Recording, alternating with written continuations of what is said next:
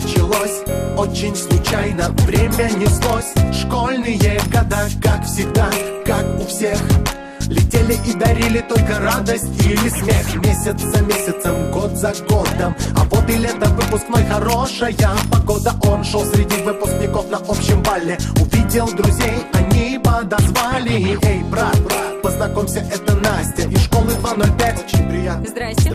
Настя как раз собиралась уходить, у нее экзамен завтра, можешь проводить.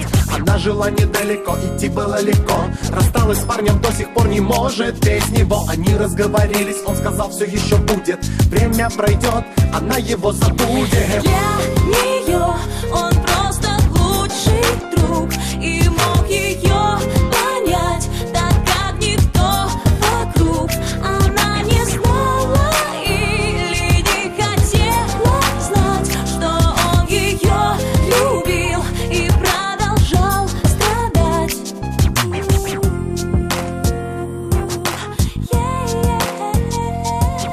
Она ему звонила, на встречи звала, всю жизнь рассказала, советов ждала. Его обнимала, за руку держала, думала, все в порядке, но не понимала, что ему казалось, будто бы он нравится ей.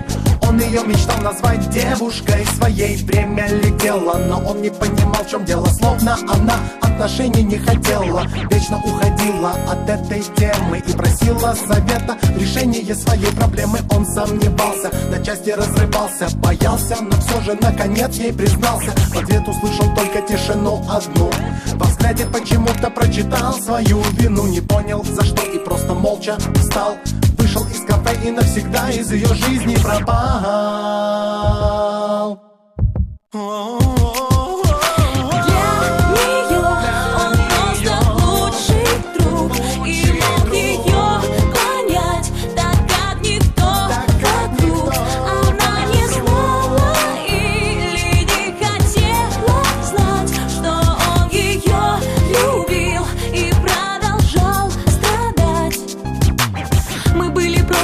Я повторяла, она, не знаю, как так случилось, как все изменилось. Ведь я любила его, но как друга, могла заигрывать с ним, но как подруга.